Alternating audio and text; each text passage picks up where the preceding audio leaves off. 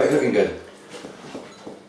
Yeah. Okay, here we'll get ready to rock. We're at the Junction in Cambridge. And we're talking to Glenn Hughes. How are you, sir? I'm good. And you're on a little short UK tour at the moment, and soon you've got the Black Country Communion album, the second album, coming up very soon. Yeah, we're very excited. Tell us more about that. Well, we recorded it in January, as we did the last one in the last January.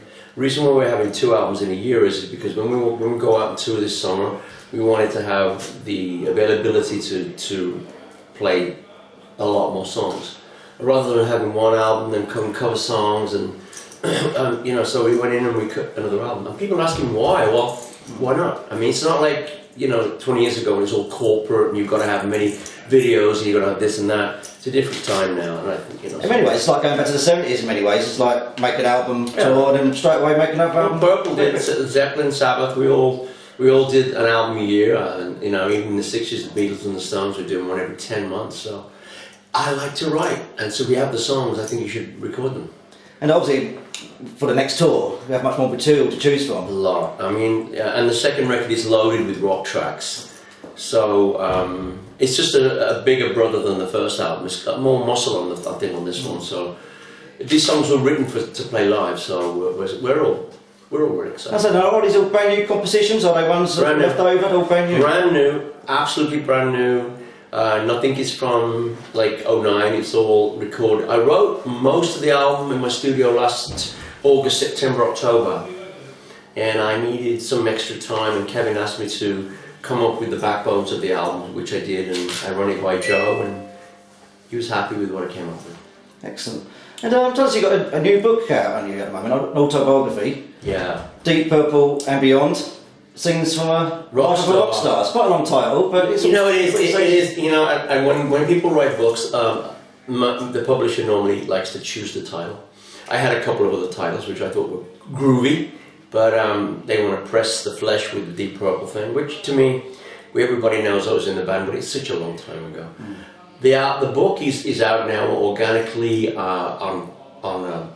through the internet, through Ferruli. Of course, it's a high-end deluxe edition, as we all know. The paperback, I'll be on Jawbone. That book will be called From Deep Purple to Black Country Communion. And that comes in October for the more, let's just say the people that want to pay a normal price, which I give the thumbs up to on that one. And you had help from that book from Joe McIver. Oh yeah, well Joel, like I said, Joel and I started writing the book about 5 years ago. Joel came to my home in LA, and we started to write the things down. And it took about 3 years till I got really rigorously honest. I wanted to really show my ass, because everybody knows what happened to me, but there's some stuff in the book that is really personal that I could have gone to the grave with it. But if you're going to write an autobiography, I think you've got one chance. I didn't want to leave any stone unturned, or anybody to say he's lying because I saw him down. Exactly. You don't say it. Somebody else say it. Yeah. And the fact is, and I must say, it's none of my business what people think or say about me, because what I've done is I've shown myself, and people either can take it or leave it. But what I have done is I've been truthful. And it is quite an open and honest account. And obviously you're known for like drug addiction. And there's like pictures in the book of you like a bloody tissue out your nose, and you have sort of laid yourself bare in this book. Like I said, Mark, I think a lot of people can judge their. I mean, I'm not talking about other autobiographers that people have had out. My friends have got out right now. Mine is mine, and theirs is theirs, and some are grandiose, and some leave the secrets away, and I just chose to. I didn't put all super cool looking pictures of me in the book. I put pictures of me when I was overweight or wasn't my best, or I just think it's important to be rigorously honest, and I have to be that way. I mean, in order to be the man I hope to still be, I gotta be honest. So let's sort of talk about the story of Glenn Hughes as such. Like you're born in Staffordshire. Yeah. And like your parents named you Glenn after the Glenn Miller. Glenn Miller, yeah. So was music a big thing in your household? It was very big. I grew up with the sounds of Frank Sinatra, and of course, in the book, he became a friend of mine, and so it was like to grow up with Frank Sinatra as being the iconic figure for my parents, and then being named after Glenn Miller, and becoming a musician, and being by the Beatles, and then moving to America, then you know, of course with Deep Purple and becoming friends with Stevie Wonder and a lot of my mentors, you know, so it's kind of a wild ride really. I know a lot of people know about what I've done. I mean, they all know about the bad stuff and the chocolate addiction and stuff. Yeah, we'll get to that in a minute. You know what I'm saying? So, but you know, I think I've done okay. Yeah.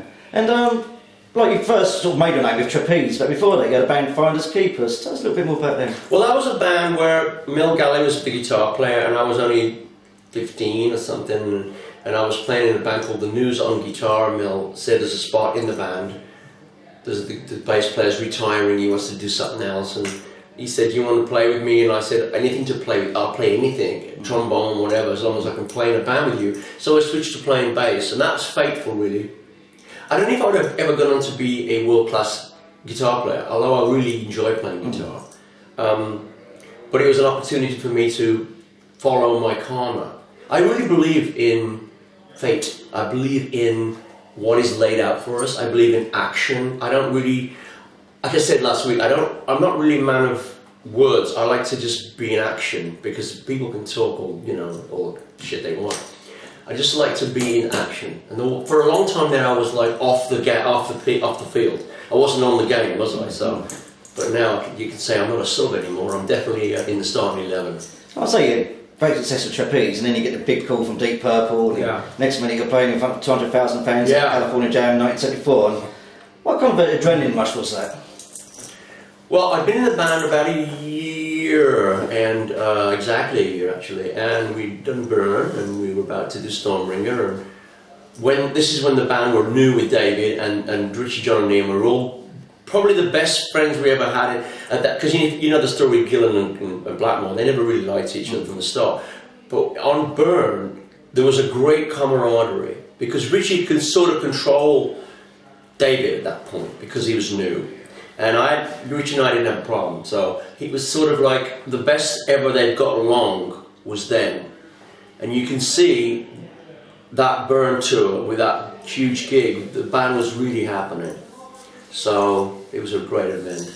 Excellent. And obviously Stormbringer album came out and Richie sort of lost interest in the direction, and he sort of blamed you for that. No, I'm going to tell you the truth. I'll take some responsibility, but they never put a gun to my head and said you can't play that kind of music. Yeah. So when we went to Clearwell Castle for the second time, we'd been there for Burn, we went to Gloucester to Clearwell Castle for Stormbringer for pre-production and writing. When we got there, the only thing Richie had was the song Stormbringer, the only song. Now I want you listeners and readers to remember this. When Richie came in with that song, we sort of had to really club together. I got together with David, I got together with John, and we came up with, you know, You Can't Do It Right, and Holy Man, and Love Don't Mean a Thing, and like, you know, Hold On, and stuff that were put together very quickly because we had no rock tracks, okay? And left it to my own devices, and left to David Codell's. If he'd left it up to me and David, the album would have been even more bluesier, you know. But Richie was still like the main guy, and you know. But he didn't have the song. Now the thing is, you know, I don't care what he says, but the fact is, he came into Stormbringer maybe with his foot off the gas. So Stormbringer was written. It was written more, you know, like me, John, and David, really, because Richie maybe was thinking about something else then. It's sort of, and I love the way Richie plays on Stormbringer. He does, yeah. I think it's fantastic. I just think it's amazing. I think it's an all-round good performance from the band, and it's sort of, even though it's on millions, but it's quite an underrated album. I think it's the most musical record Deep Purple, any Deep Purple have ever made. That is the most musical. For musical, people that like melody and they like songs, I think that's the best album. Oh, definitely. From Mark 1, 2, or 3, or 4. And you know, to clarify, fans, there's always been this talk about the Deep Purple might be getting back together. There's talk of it. Just to tell the camera, like, it's not going to happen, is it? You know, I said no, and you know, if I say no, I'm a firm believer, like I said, in fate. I'm also a firm believer in not trying to make something happen unless it's supposed to happen. Let's just say that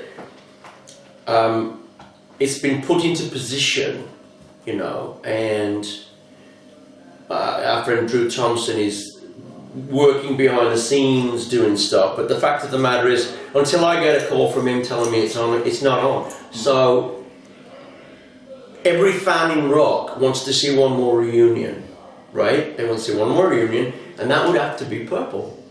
I mean, I think Roger Waters and Floyd would be, and you know, and Gilmour would be wonderful. But it's the same situation there. It's like, you know, it's. I think it's an ego thing, regardless of what people think or say. It's sad. I just think, for the simple reason, as 5 men coming to the table to play a show or a DVD would be celebratory. It would be a beautiful moment. It would be like to actually clean some sides of the street that haven't been cleaned. That's, I mean, I'm smiling because I have no other reason to do it. I think it would be great. But David and I have been trying to get it together sort of behind the scenes for about 4 years. And Lordy's sort of in there too. And there's only so much we can do. Yeah, obviously Ian plays busy with the he wouldn't do it unless, you know, the obviously Purple Mark 10, whatever they are, break up. But I get this question every day of my life. And, you know, it was kind of close. You know, like I said, if I say no, then it might happen. Do I care? I've got so much going on in my life that I don't need it to happen. You know. So in many ways, in 2011, you're more busy now than you've ever been in your life. But because I'm the one that's I'm the most out there right now, as far as I'm in the press all the time, and I get asked this question all the time. Yeah. So people obviously calling me saying, you know, like in all the sites, oh, Glenn Hughes would like to get together with. It's not that I'm saying that because I'm here. You're asking me the question. I'm sure David answers it just the same as I do. Exactly. My dance card is busy, my love, and so is mine. So, and you know, go back to Stormbringer. Richard did leave. Then Come Taste the Band album '75. Tommy Bolin come along. Yeah. You become really good friends with him. He's like, well, he moved in on my house. Really, yeah. The night he got the gig, we didn't make him wait like we made David wait a week. We told him the night of the audition. We told him halfway through like the second song, you know, because we knew it. I said I knew it when he put his guitar on and walked to the amp. Before he played a note, I knew the way he walked to the amplifier. He must have done something with his arm, because I'm a big believer in the way people move and actually posture. I knew it. And he just turned around to me and he played a chord and went, "You're in, and you're coming home with me." Yeah. He stayed there for 6 weeks. And we were like, yeah, we were toxic together, we had a few parties, and, you know, we may have shared the same birds or something, but Tommy was my Steven Tyler to Joe Perry. He was that, you know. But none of us knew that he was into really heavy drugs. I think he really was kind of getting into it a little bit later when the band broke up. And I say, was it the beginning of your own personal downward spiral? No, I think my personal downward spiral started